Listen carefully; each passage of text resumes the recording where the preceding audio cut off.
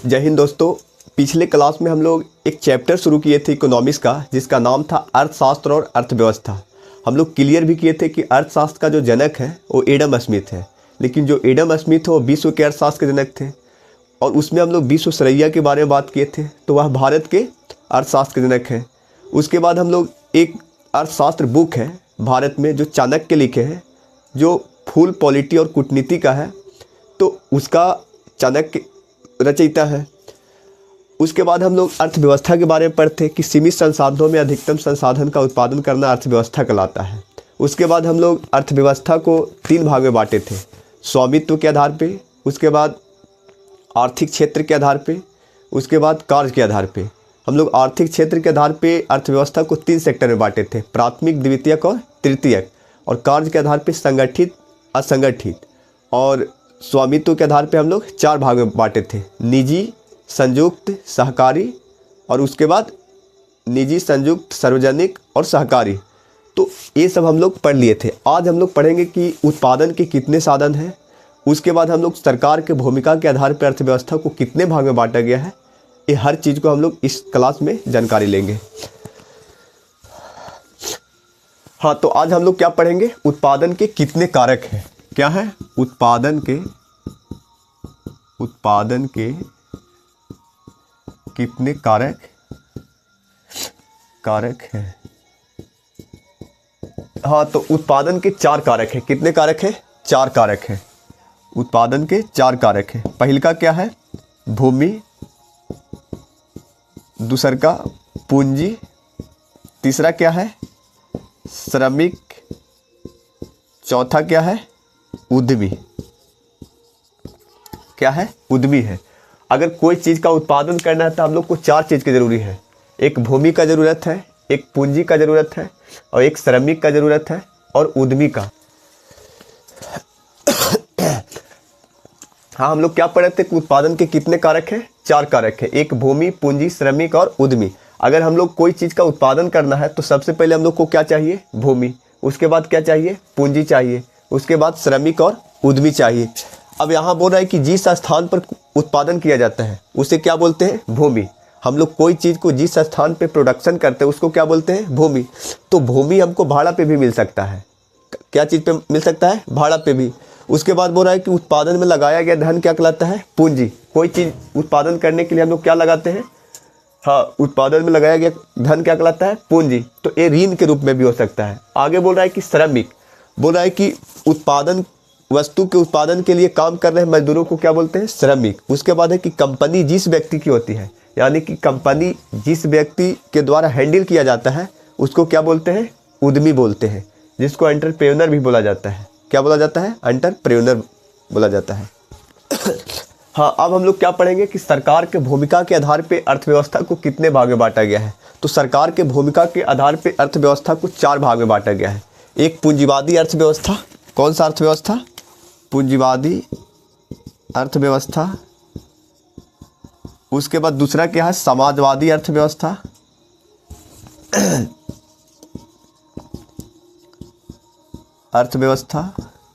उसके बाद चौथा क्या है, मिश्रित अर्थव्यवस्था।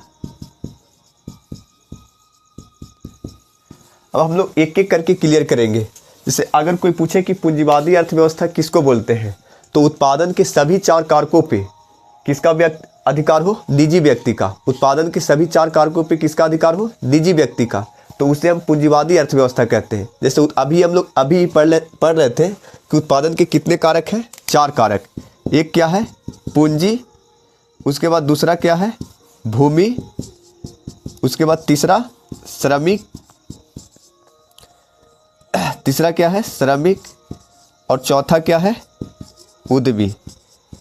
इस चारों में किसका अधिकार हो, निजी व्यक्ति का इसमें अधिकार हो, तो उसको हम लोग क्या बोलेंगे, पूंजीवादी अर्थव्यवस्था।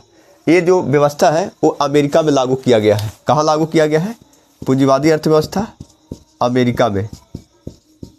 उसके बाद कनाडा, जापान, यहाँ पे क्या है, पूंजीवादी अर्थव्यवस्था है।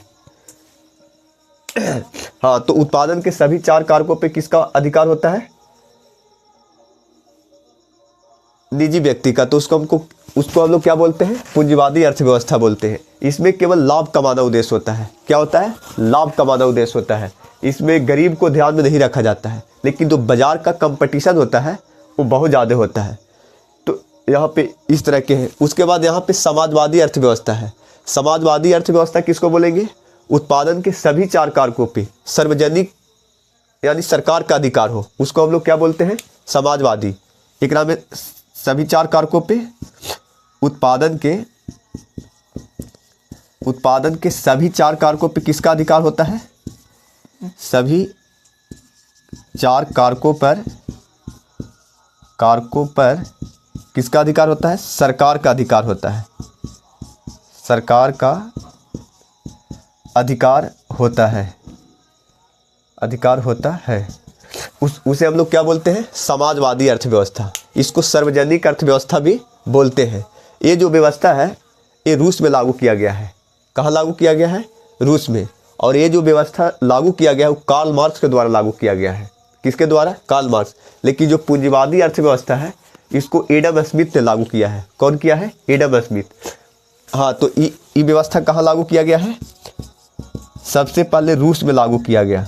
कहाँ लागू किया गया, रूस। अब आगे मिश्रित अर्थव्यवस्था। तो इसमें उत्पादन के सभी 4 कारकों पे पूंजीवादी यानी निजी और सार्वजनिक दोनों का अधिकार होता है। उत्पादन के सभी 4 कारकों पे किसका किसका अधिकार होता है, निजी और सार्वजनिक दोनों का अधिकार होता है। क्या होता है, दोनों का अधिकार होता है। इसमें निजी का भी अधिकार होगा और सार्वजनिक का भी अधिकार होता है। यानी कि भारत में दोनों व्यवस्था है, प्राइवेट व्यवस्था भी है और सरकारी व्यवस्था भी है। लेकिन अगर यहाँ अमेरिका की बात करें तो यहाँ पे केवल क्या व्यवस्था है, प्राइवेट व्यवस्था है। यानी कि यहाँ पे क्या लिखा हुआ है कि उत्पादन के सभी 4 कारकों पे किसका अधिकार, निजी व्यक्ति का। तो यानी कि यहाँ पे पूरा प्राइवेट व्यवस्था, यहाँ है कि उत्पादन के सभी 4 कारकों पे केवल सरकार का अधिकार। यानी कि यहाँ पे पूरा व्यवस्था सरकारी। और यहाँ पे क्या बोल रहा है कि उत्पादन के सभी 4 कारकों पर निजी और उसके बाद सार्वजनिक दोनों का अधिकार हो। यानी प्राइवेट आदमी का भी और उसके बाद सरकार का भी। तो एक क्या हो गया, मिश्रित अर्थव्यवस्था। मिश्रित अर्थव्यवस्था में भारत, पाकिस्तान, बांग्लादेश, श्रीलंका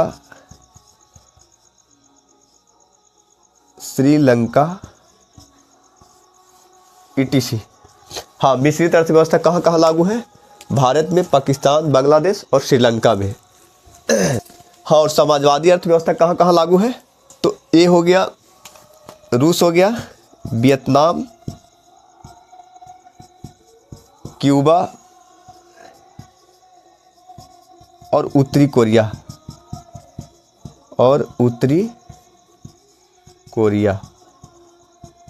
क्या हो गया, उत्तरी कोरिया।